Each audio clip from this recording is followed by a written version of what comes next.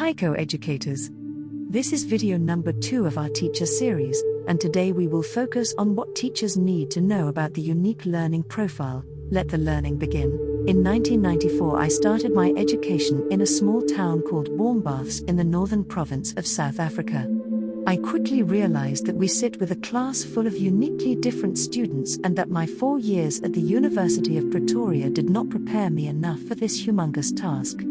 I enrolled for postgraduate studies at the University of South Africa, where I started researching the Hemispheric Specialization and its impact on study methods.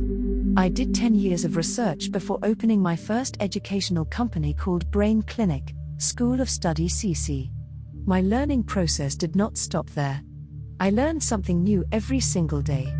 Through these studies, I realized in 1996 that each one of us has a unique way of study. I decided to call it our unique learning profiles. That is where this term derives. Do not confuse the unique learning profile with Kolb's learning styles. David Kolb published his learning styles model in 1984.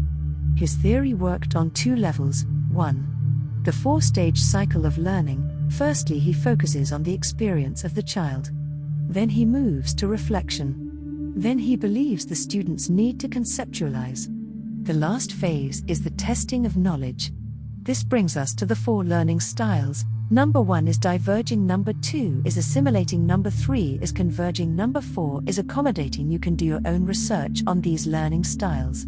Kolb's learning styles focus very much on our internal cognitive processes, but it has nothing to do with the unique learning profile referred to previously. Also, do not confuse the unique learning profile with Gardner's learning styles. Howard Gardner identified 7 learning styles, mostly referred to as 7 multiple intelligences, in 1991. He also focused his research on cognitive development. He believed we all have different minds, which makes us learn differently. It later changed to 8 learning styles. His 8 learning styles are: 1. Visual spatial, 2. Linguistic verbal, 3. Interpersonal, 4. Intrapersonal, 5. Logical mathematical, 6. Bodily kinesthetic, 7. Naturalistic, 8. Musical. These 8 intelligence styles also have nothing to do with the unique learning profile I refer to, but there are most definitely correlations and tie-ins between them. Okay, now what is the unique learning profile then? I started using this term, unique learning profile, in 1996 to refer to the many different profiles we get when evaluating an individual's hemispheric specialization. What exactly do I refer to? Important terminology. 1. Hemispheric specialization. Hemispheric specialization refers to the different and specific functions performed by the 2 hemispheres of the brain. Each one of us has a left brain hemisphere and a right brain hemisphere. One of these hemispheres is usually dominant, defined by Torrance in 1982 as hemisphericity. Language skills, logical processing, and sequential processing are primarily located in the brain's left hemisphere. In contrast, spatial reasoning skills and mechanical skills are associated with the brain's right hemisphere, which processes information holistically and can deal simultaneously with different inputs of data and variables. In our lesson planning, it is imperative to know and understand the hemispheric specialization of our students.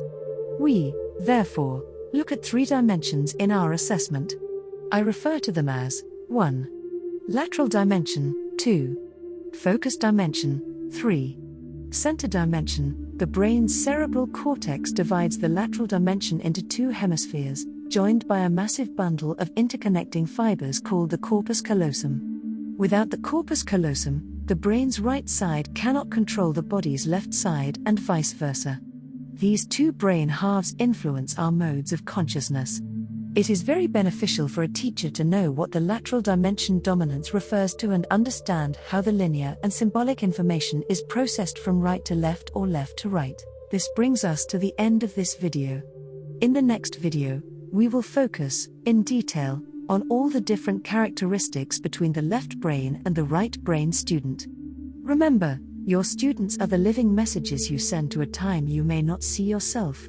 Change their lives by being a godly example, because they will follow in your footsteps. especially if you are a primary school teacher.